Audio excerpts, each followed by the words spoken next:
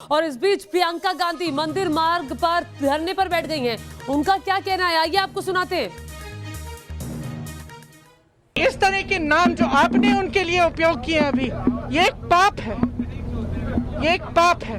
अगर सरकार इनको देशद्रोह कह रहा है तो सरकार पापी है। जवान किसान का बेटा होता है, आप सब जानते हैं, किसान का बेटा होता है। तो किसानों की जो आवाज ठुकरा रहा है, जो नहीं सुन रहा है, जो अपनी जिद पे अड़ा हुआ है, जबकि देश का अन्नदाता बाहर बैठा हुआ है ठंड में, महीनों से बैठा, 1 महीने से बैठा है, तो आप बताइए।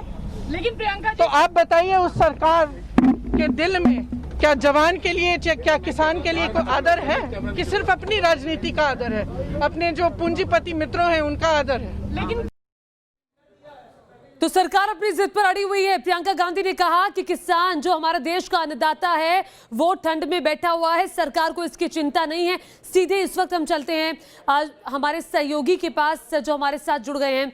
हमारे साथ इस वक्त आपको बता दें रविकांत जुड़ गए हैं। रविकांत बताइए, प्रियंका गांधी धरने पर बैठी हुई है मंदिर मार्ग थाने पर, क्या इस वक्त की वहां पर स्थिति है? और राहुल गांधी कह रहे हैं कि देश में तो लोकतंत्र ही नहीं है।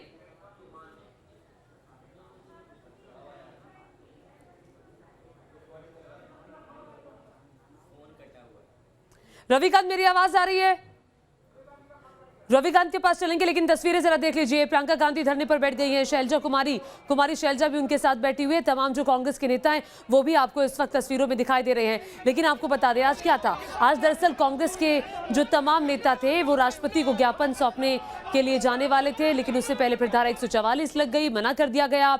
और उसके बाद राहुल गांधी पहुंचे, उन्होंने राष्ट्रपति को ज्ञापन सौंपा। 2 करोड़ लोगों के हस्ताक्षर का एक बहुत बड़ा पुलिंदा राष्ट्रपति को सौंपा और कहा कि जो किसानों के लिए कानून बनाया गया है ये काला कानून है, इसको तुरंत रद्द किया जाना चाहिए। और इस वक्त की तस्वीरें आप देख रहे हैं, प्रियंका गांधी धरने पर बैठी हुई हैं। रविकांत इसी जगह पर मौजूद है, सीधे रविकांत का रुख करते हैं, न्यूज नेशन संवाददाता। रविकांत, अभी क्या चल रहा है? प्रियंका गांधी धरने पर बैठी हुई है। देखिए, प्रियंका गांधी को पुलिस ने डिटेन किया था और इस वक्त वो जो कांग्रेस के कई नेता हैं वो पुलिस की हिरासत में हैं। मैं राष्ट्रपति भवन के ठीक बाहर हूं ज्योति। यहाँ से अब से कुछ ही देर पहले राहुल गांधी ने राष्ट्रपति को मिलकर ज्ञापन दिया और एक के बाद एक केंद्र सरकार पर बड़े हमले किए। उन्होंने कहा कि प्रधानमंत्री नरेंद्र मोदी किसानों की बात को सुन नहीं रहे हैं, किसानों के दर्द को ये सरकार नहीं समझती है और वो लोग ये मानते हैं कि किसान इस आंदोलन को छोड़कर चले जाएंगे तो ये सरकार की सबसे बड़ी भूल है। इस कानून को वापस लेना होगा, इसके लिए सरकार को ज्वाइंट सेशन बुलाना होगा और अगर सरकार वापस इस कानून को नहीं लेती है तो कांग्रेस पार्टी का पूरा समर्थन किसानों के साथ है, वो किसानों को सहयोग देते रहेंगे।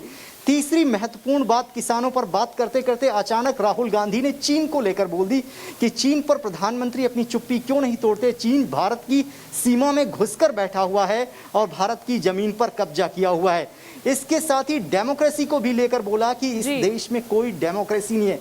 तो एक के बाद एक राहुल गांधी ने बहुत तीखे हमले किए मोदी सरकार पर। उनका ये कहना है कि सरकार अगर इस बिल को वापस नहीं लेती है तो किसान कहीं नहीं जाने वाले हैं, किसानों को बेवकूफ ये सरकार ना समझे। किसान बहुत गंभीर आरोप लगाए हैं। रविकांत, बहुत शुक्रिया तमाम जानकारी के लिए। रवि बता रहे हैं कि जो प्रियंका गांधी एक तरफ धरने पर बैठी हुई है, दूसरी तरफ राहुल गांधी जो है उन्होंने सरकार पर गंभीर आरोप लगाते हुए कहा है कि देश में लोकतंत्र नहीं है, जो इस वक्त देश है वो खतरनाक रास्ते पर आगे बढ़ रहा है।